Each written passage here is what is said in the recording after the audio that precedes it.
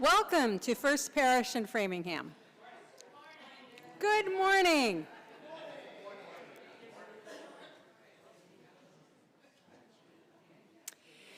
We are a welcoming congregation, so whoever you are, whomever you love, wherever you are on life's journey, you are welcome here. We welcome you here however you are joining us during this time of worship, whether here in the meeting house, online, or whenever you might be watching this service in the future. I'm Deborah Dubourdieu. I use she, her pronouns. I am a trustee of this church, and I am also on the planning committee. I sing in the choir, and I am your worship associate this morning. Please be sure to read the announcements in the order of service. There are many activities happening after worship. Immediately following worship, you are invited to join us for coffee hour in Scott Hall, just across the courtyard. Please take a moment to turn your phones or other devices to their quietest settings. While electronic noises can be distracting, we welcome your human noises, especially the sound of your singing and your laughter, so please join in. Since 1701, people have gathered as this community to rest or recharge, to be challenged or affirmed. Those people are like you. You belong here, maybe only for the next hour, but we hope for longer. We are happy to have you with us. I now invite you to take a comfortable breath in and out. Continue to take a few more breaths.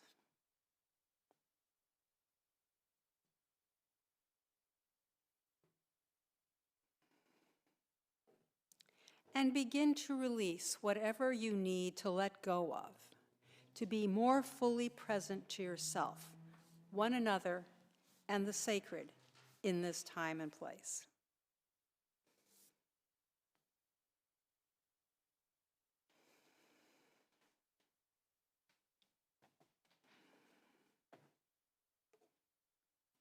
A flame within a chalice is the primary symbol of our Unitarian-Universalist faith. We make this time holy by kindling our chalice flame. We light our chalice this morning to illuminate the ties between us: friendship, family, love, devotion, duty, energy, creativity, history, lineage, tradition, and the power of our community. Let this chalice light remind us that we are not alone. And now I invite you to please rise in body or spirit to sing our opening hymn, 317, We Are Not Our Own, and then please remain standing as we sing our song of affirmation and say our spoken affirmation.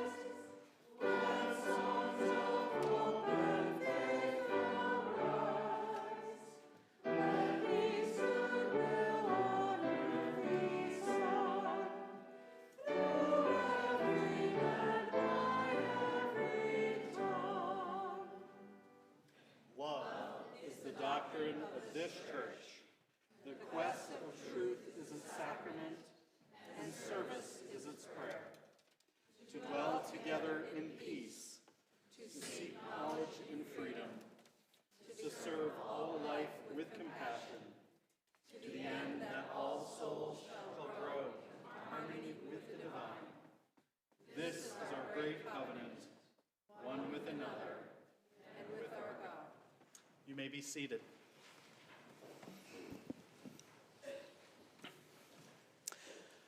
I am the Reverend Aaron Stockwell-Wisman, the senior minister here at the First Parish.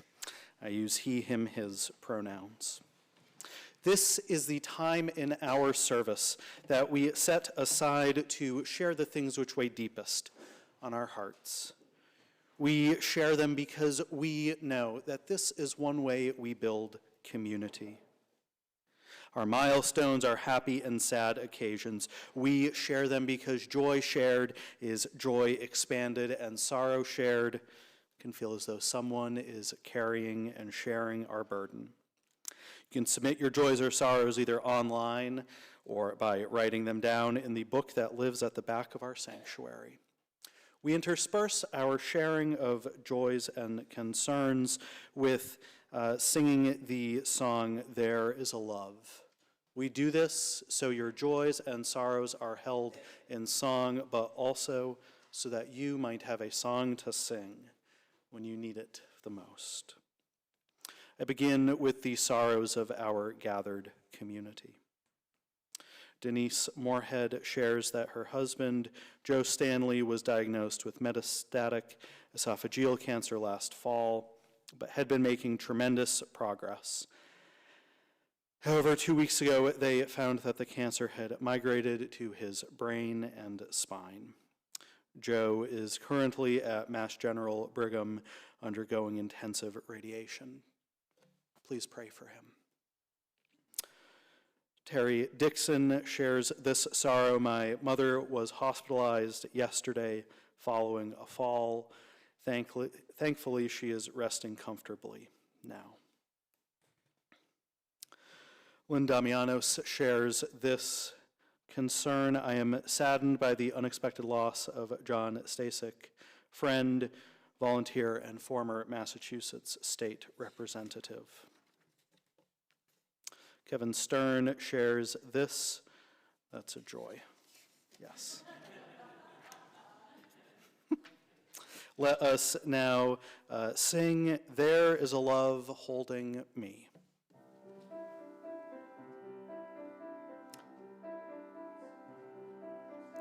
There is a love holding me. There is a love holding all that I love.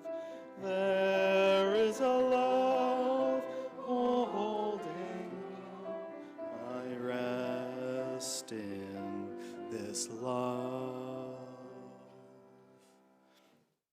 And now we share the joys of our gathered community.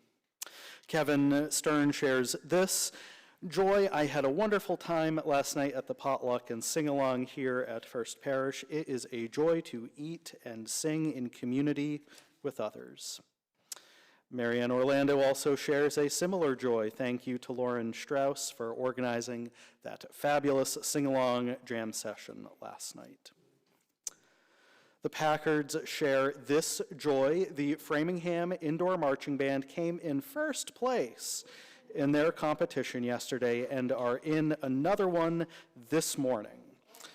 Veronica plays the marimba in the pit." Donna Nelson shares this joy. "Celebrating my mother's 89th birthday this Tuesday, March 25th in Long Island, New York." And Dave Doucette shares this joy. "Last Sunday, he writes that he was exploring the rail trail and ended up in East Acton, a 24-mile round trip." Let us now sing, "There is a Love Holding Us." There is a love holding us. There is a love holding all that I love. There is a love holding all. We rest in this love. And we light one final candle for all of the joys and all of the sorrows that remain unspoken, but that still weigh deeply and heavily on our hearts.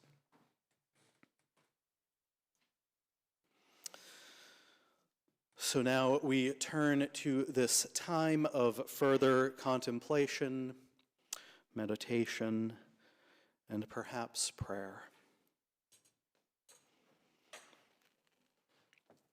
O eternal wellspring, the ground of our being, unseen connector, tangled up, web and roots. We give thanks for this tangled up bunch of people that we are gathering in today. The people sitting to our left and our right, people of joy and thanksgiving. We know it did not have to be this way, and so we give thanks for music in our midst, for networks of trails, for the music and the laughter. And we know, too, that in this tangled up web, there are those who are struggling today. Diagnoses and illnesses and disease, challenging moves. We give thanks for this community where burdens can be shared, where we rely on those people sitting to our left and our right. We know that it did not have to be this way. Our world, beautiful as it is, can also be broken. May we find ways to rebuild, to strengthen, to bring peace to the war-torn parts of our world, whether at home or abroad. Let us work to bend the arc of the universe towards justice. Let us be that web that holds all. And from time to time, we say things too quickly, we fumble with our words, we fail, sometimes epically. May we be reminded that we are loved and lovable not in spite of these imperfections, but because of them. And in the places where we have put distance between ourselves, there is always room to move closer, to say, I am sorry, please forgive me, how can I do better? I say these words and do all things for love's sake.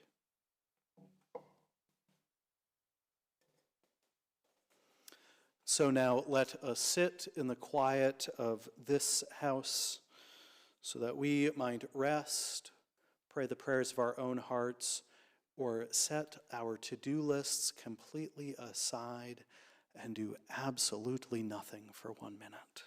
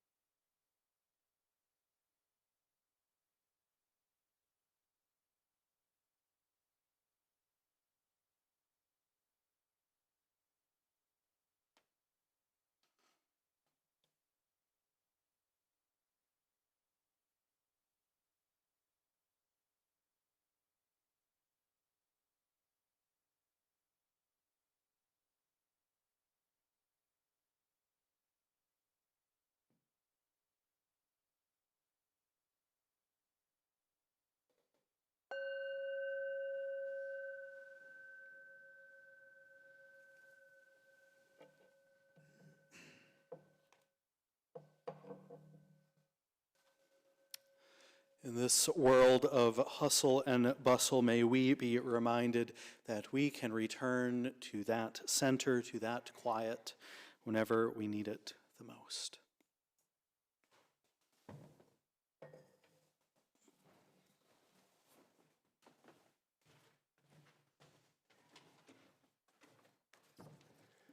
Good morning. Good morning. My name is Lynn Damianos, and we are in the midst of our annual Canvas Drive. This is a time where we consider our financial support of First Parish. The Canvas team kindly requests that you send your pledge card back by March 30th. I grew up in Pittsburgh, Pennsylvania as a Presbyterian, and I moved here after college. 10 years later, in 1991, I felt the need to find a spiritual home, so I went church shopping. First, I went to the church across the street. However, they had just closed their doors that morning. The doors here were open, and I walked in, literally. Even before the service began, 3 people greeted me, and immediately I felt the warmth of the congregation. They were warm and caring, and also of the Reverend Patrick O'Neill. And the rest was history. I became a member shortly thereafter. What drew me in? Well, First Parish is inclusive. All are accepted here. We are not told what to believe. We learn from all faiths, and we reach out in many ways to do good in the greater community. Quickly, I became immersed in church life, and I have made wonderful friends here. I have served First Parish in many capacities: on the Board of Assessors, as Canvas co-chair, Buildings and Grounds chair, worship associate, and photographer for 2 celebration calendars. When I was unemployed, the Coffee and Muffin Group was a huge support network for me. And I've been a member of the Bell Choir since 1997, my bell therapy. All of these experiences have helped me feel a strong connection to our church community, giving me a deeper understanding of the inner workings here and what makes this place tick. And that includes financial support. Years ago, I was involved with a capital campaign. I stood right here with a rotten finial from the steeple in my hand, asking members to join me in raising money for big repairs. I doubled my pledge during that time for that cause, not just so that I could feel good, but to help support our physical campus, to support this community, and to support those who come after us. This place matters. The morning offering will now be joyfully given and gratefully received. Thank you.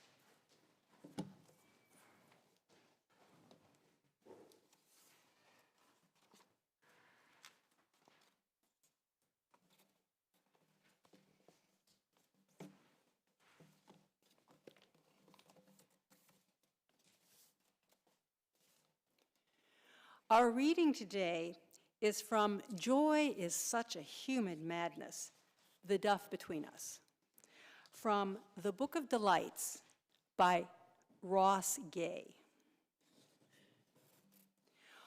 Or like this: in healthy forests, which we might imagine to exist mostly above ground, and be wrong in our imaginings, given as the bulk of the tree, the roots, are reaching through the earth below, there exists a constant communication between those roots and mycelium, where often the ill or weak or stressed are supported by the strong and surplus. By which I mean, a tree over there needs nitrogen, and a nearby tree has extra, so the hyphae, so close to hyphen, the handshake of the punctuation world, the hyphae, the fungal ambulances, ferry it over constantly. This tree to that tree to this. And that in a tablespoon of rich fungal duff, a delight, the phrase fungal duff, meaning a healthy forest soil swirling with the living the dead make, are miles and miles of hyphae, handshakes, who get a little sugar for their work.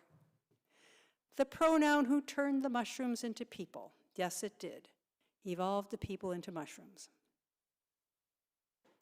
Because in trying to articulate what, perhaps, joy is, it has occurred to me that among other things, the tree and the mushrooms have showed me this. Joy is the mostly invisible, the underground union between us, you and me, which is, among other things, the great fact of our life and the lives of everyone and everything we love going away. If we sink a spoon into that fact, into the duff between us, we will find it teeming. It will look like all the books ever written. It will look like all the nerves in a body. We might call it sorrow, but we might call it a union, one that, once we notice it, once we bring it into the light, might become flower and food, might be joy.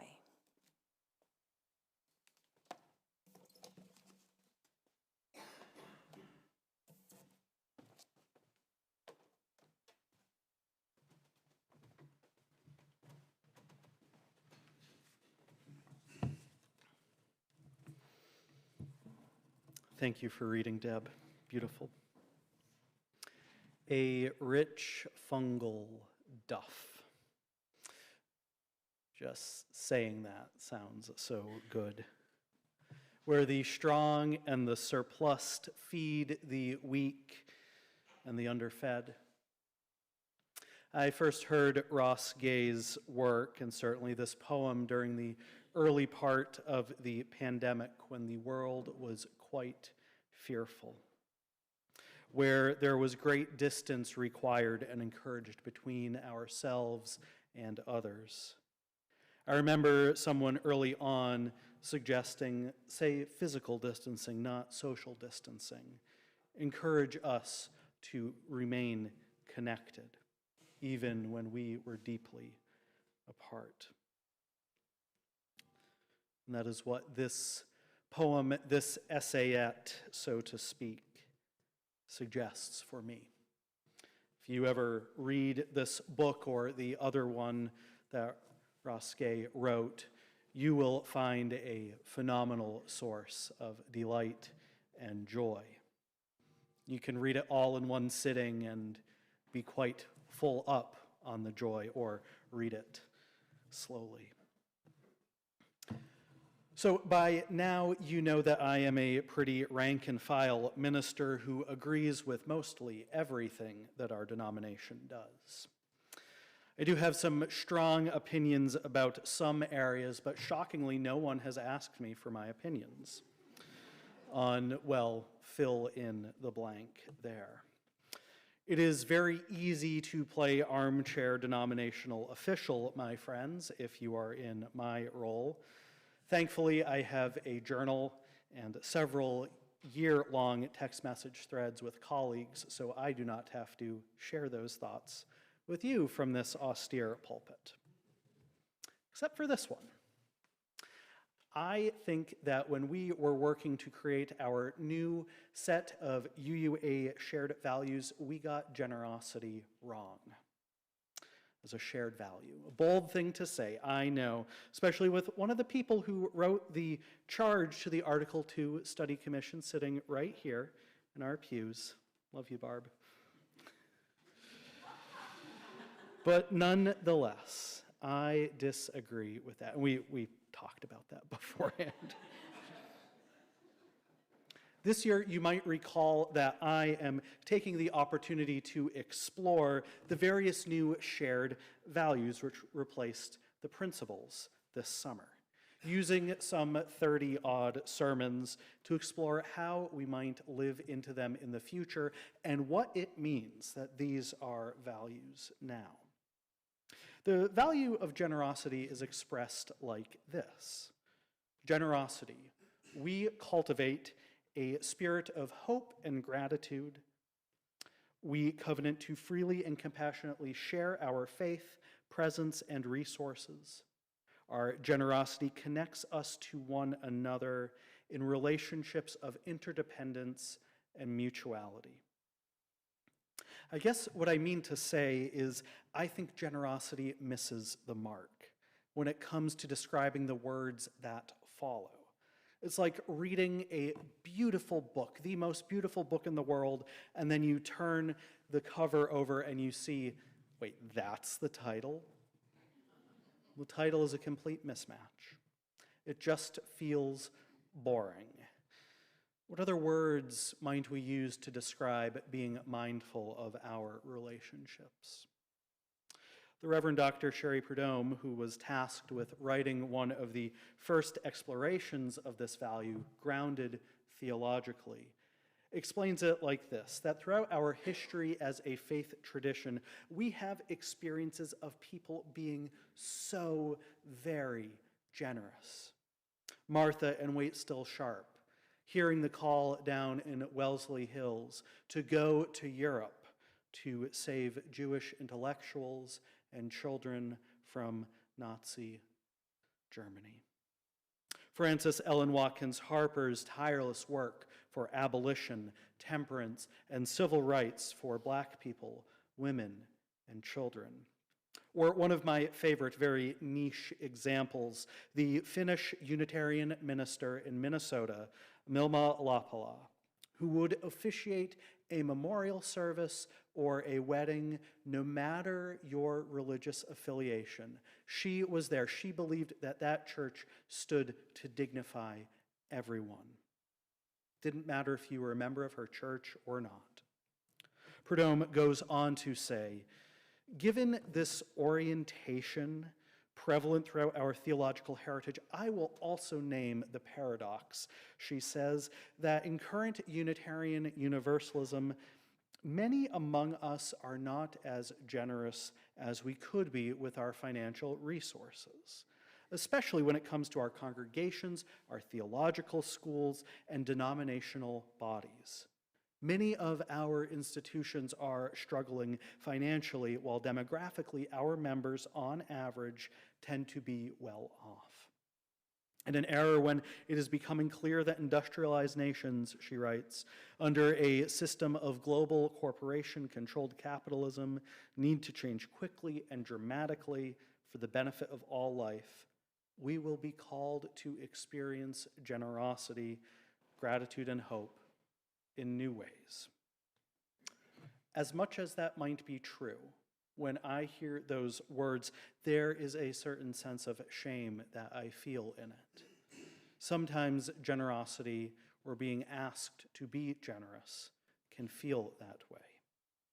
This is so focused on the power and the actions of the individual That is to say, it asks us to consider how should an individual Unitarian Universalist act in relationship to others. The heroic stories move us, they call us to action, and they might also discourage you. I understand. They feel so big, but I hope not. The world needs the smaller, heroic moments as well. I think what I would have preferred, we said, was something along the lines of Unitarian Universalists believe in the power and the strength of our communities. We will tend our relationships carefully like a garden, remembering not just the plants that are the most beautiful or the crops that are the most bountiful, but how those crops or plants interact and impact the rest of the garden. We live our faith by being intentional, thoughtful, and caring in relationships with ourselves, with others, those we love, those we do not yet love, but live nearby, and with the eternal. We center joy-filled relationships and work to take care of one another. We sometimes think of church as a place where we come to be changed, as a place where we go for support, solace, and succor, a place where we go to hear beautiful music, where we go to have our children educated. With this attitude, we then only go when things match our vision of how the church ought to be. And when it doesn't, we retreat. Now, I know that faith traditions can harm. If that's the case, you have every right to withdraw. We can also become consumers of the thing that we call church. And when we do, we miss the beauty of it. Let us remember we are not attenders of church, we are not consumers of church, nor are we simply maintainers of the historic building that we call church. It is something greater. We are the church. Over the years, I have often asked people, if your church ceased to exist, how would the community know? And I will usually admit, I picture a picture of the exterior and then an exterior shot of the church in the landscape, and then through some magic like Photoshop or something else with a quick pop, the church is then gone. And the community is scratching their heads saying, what is missing now? We often think of the church building as a symbol of the whole, don't we? Usually when I ask that question, I feel the vacuum in the room. And then inevitably somebody shares something simply beautiful about a time when they were supported by the strength of the community, of the people in that community, or about how the congregation really supported a particular part of their identity or their children's identity. And that support, that's the thing that would be missing. Friends, it's an awful time to be alone in this day and age. Now, the process of church can be laborious. Anyone who has served in leadership here or in any other congregation knows that for a fact. I am preaching to the choir here. We value relationship over efficiency. We have what I would sometimes call mission creep. What we do has gotten so large. I think if we were working with a consultant to create a nonprofit from scratch, they would probably say, yikes. All of that? That's too much. Pick just one. There are other places that we can go to get small parts of what we do here. Want to be moved by music? Join a choir. Go to the symphony. There are plenty of other good lecture series out there. Groups that teach you spiritual practice, like yoga or meditation groups. Again, they teach you the practice. But a fellow lecture goer is probably not going to make you a casserole. You'd probably be a little confused if that happened.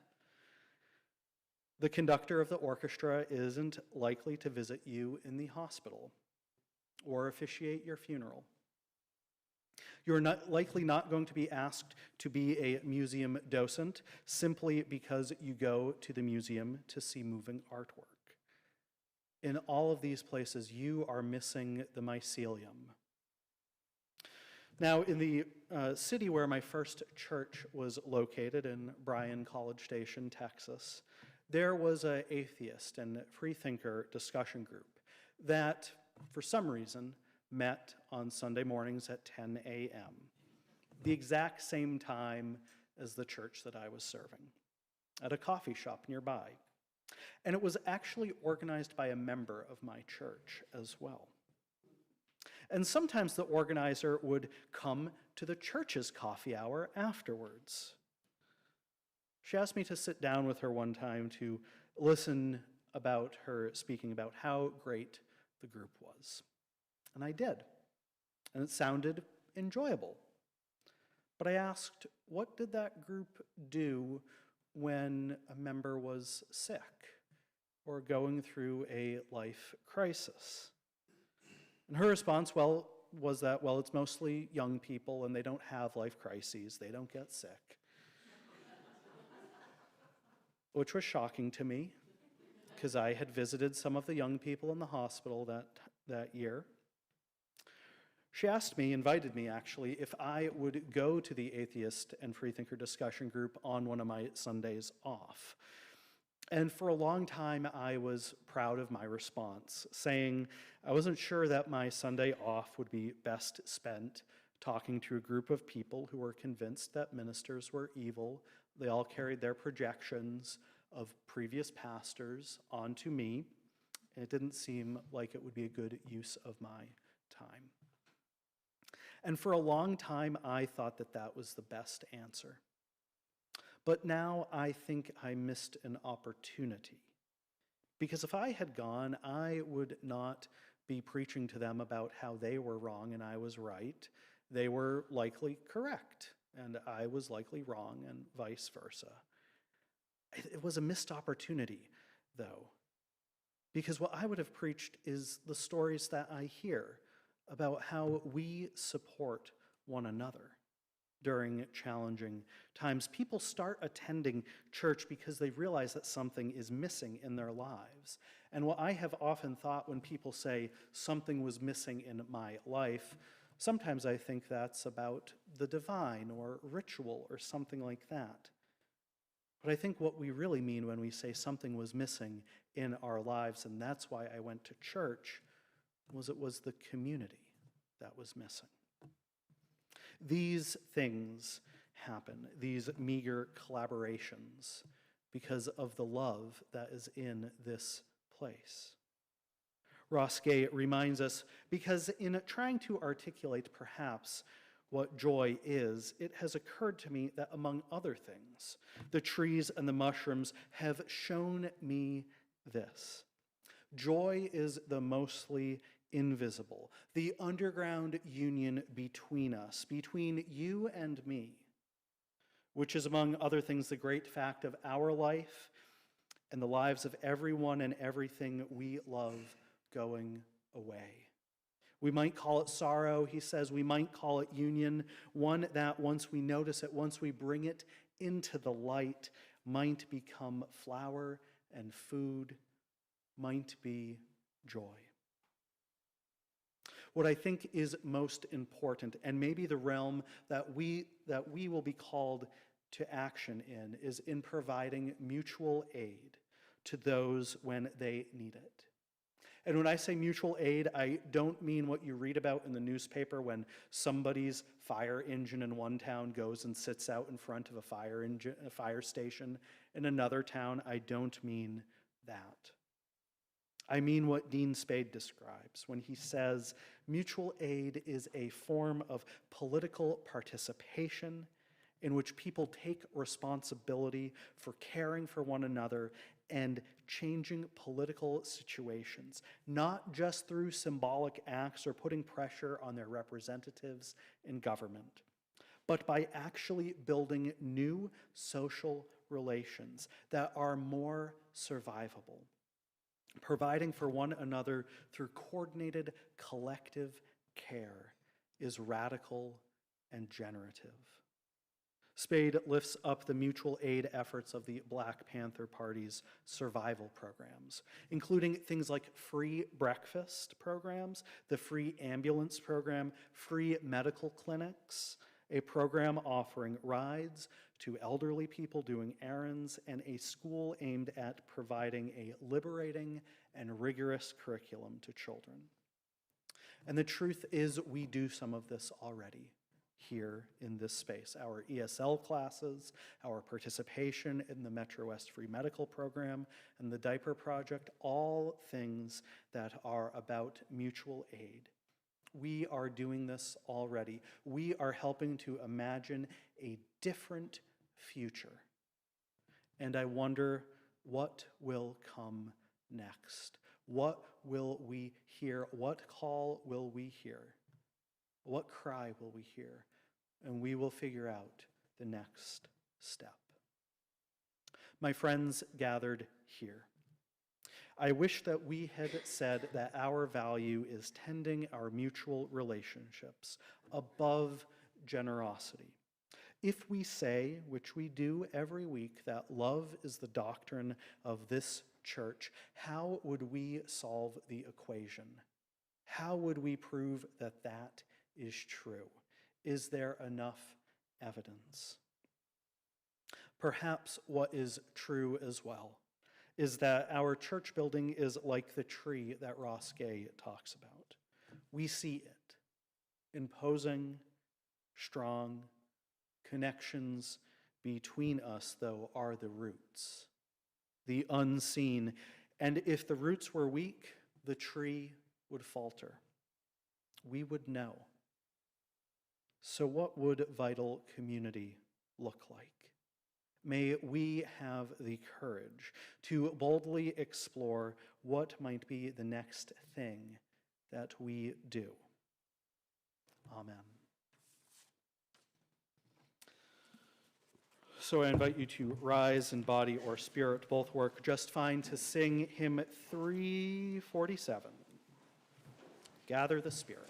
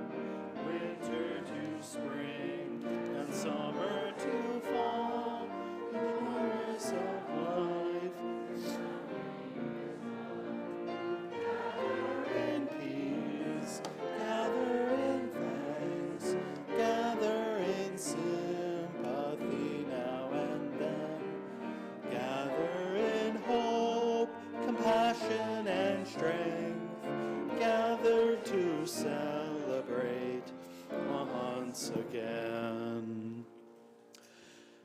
And so as we leave this place to go to some other places, remember, introduce yourself to those that you may know or you may not know. Connection is key in these times. And as we leave this space to go out into the world, may we hold the light always. And when we need to rest or recharge, be challenged or affirmed, may that light guide us safely back. May we hold the light always, and the light hold us always. Amen. Go in peace.